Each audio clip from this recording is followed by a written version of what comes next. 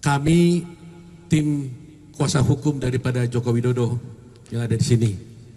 Ada Dame, ada Bostam, ada Firman, ada Dwi, ada Yakob, ada Nurul, ada Andra, dan juga ada Bunyani. Ini kami semua ini mewakili Bapak Joko Widodo dan termasuk juga keluarga beliau dan Ibu Iriana.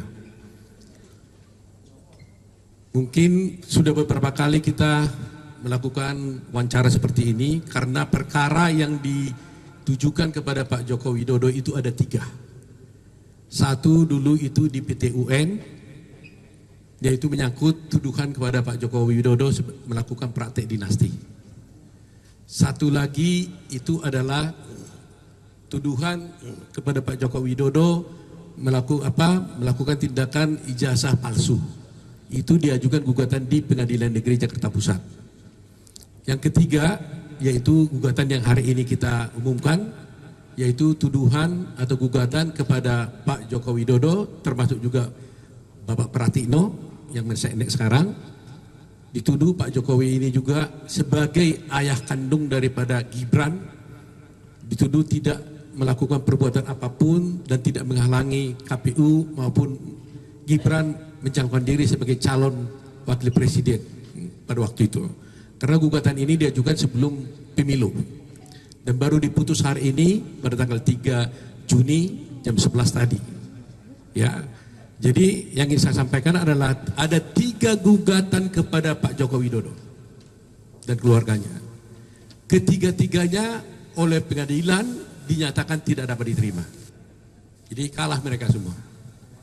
Gugatan pertama di PT UN soal dinasti, ya kan? Kalah lagi. Gugatan kedua di Jakarta Pusat mengenai ijazah palsu, kalah lagi. Gugatan ketiga hari ini mengenai pencalonan Gibran, kalah lagi mereka. Jadi ibaratnya ini main bola ini hat-trick nih. 3-0. Ya. Tetapi yang ingin kita sampaikan adalah meskipun kita menang 3-0 ini, kita tidak mau jumawa. Tadi saya katakan bahwa tadinya kita menganggap ini masalah yang mengganggu gugatan ini. Pak Jokowi merasa begitu. Tetapi akhirnya kita tahu bahwa gugatan ini justru memberikan hal yang positif kepada Pak Jokowi. Karena kalau tidak ada gugatan ini, narasi yang ditujukan kepada Pak Jokowi selama ini mengenai dinasti, ijazah palsu, mengenai soal putusan di Mahkamah Konstitusi, tidak ada yang bisa merumuskannya dan memastikannya dalam satu bentuk putusan pengadilan. Ya kan? Jadi kalau narasi-narasi saya terus gak habis-habis kan? Tapi beruntung dengan adanya gugatan ini mungkin Tuhan kasih jalan, akhirnya ada putusan. Dan kalau sudah ada putusan, orang tidak bisa lagi mempersoalkannya. Karena ini putusan hakim. Nah, oleh karena itu, kami harap seluruh masyarakat Indonesia, dimanapun berada, mulai hari ini, mari kita hentikan polemik tentang tuduhan-tuduhan yang diajukan kepada Bapak Joko Widodo, baik dinasti, baik mengenai ijazah palsu, maupun mengenai soal pencalonan Bapak Gibran sebagai wakil presiden pada pemilu yang lalu. Itu kita hentikan karena sudah ada putusan pengadilan. Jadi kita tidak perlu lagi berargumen, tuduh sana, tuduh sini dan sebagainya. Kalau ada yang bertanya, baca aja putusan pengadilan. Kalau ada yang menuduh, silahkan baca putusan pengadilan. Itu ending daripada semuanya. Jadi nama baik Pak Presiden dengan putusan ini menjadi bersih.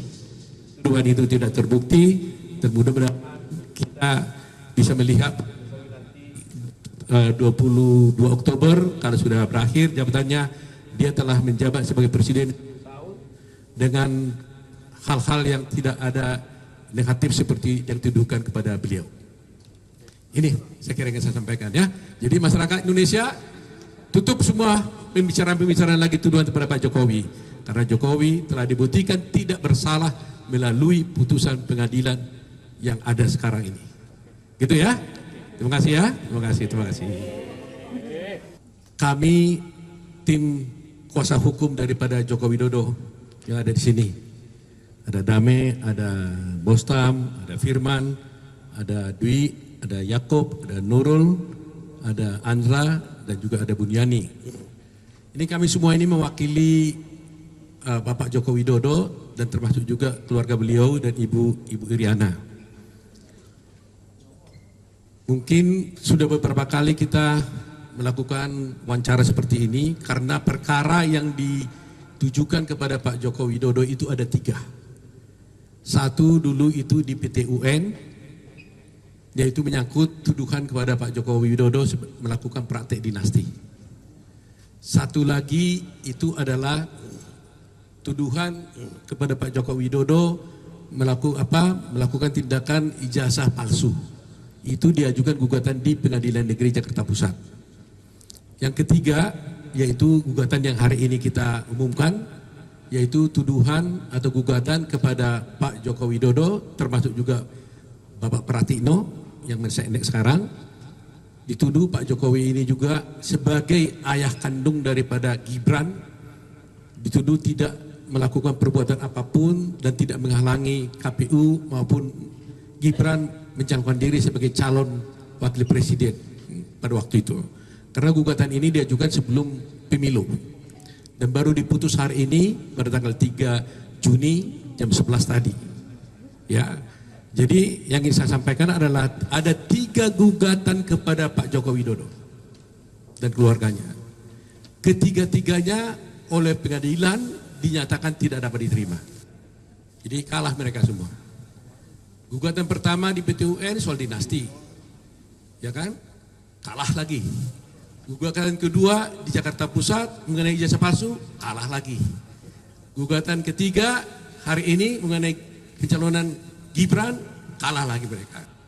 Jadi ibaratnya ini main bola ini hat-trick nih. 3-0. Ya. Tetapi yang ingin saya sampaikan adalah meskipun kita menang 3-0 ini, kita tidak mau jumawa. Tadi saya katakan bahwa tadinya kita menganggap ini masalah yang mengganggu gugatan ini. Pak Jokowi merasa begitu. Tetapi akhirnya kita tahu bahwa gugatan ini justru memberikan hal yang positif kepada Pak Jokowi. Karena kalau tidak ada gugatan ini, narasi yang dituduhkan kepada Pak Jokowi selama ini mengenai dinasti, ijazah palsu, mengenai soal putusan di Mahkamah Konstitusi, tidak ada yang bisa merumuskannya dan memastikannya dalam satu bentuk putusan pengadilan. Ya kan?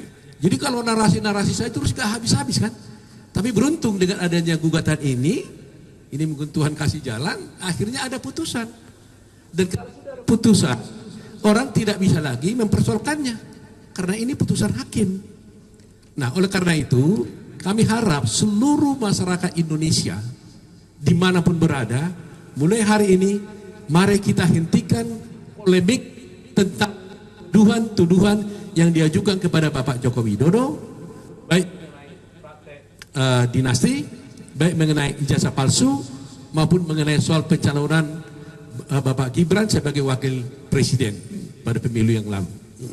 Itu kita hentikan karena sudah ada putusan pengadilan.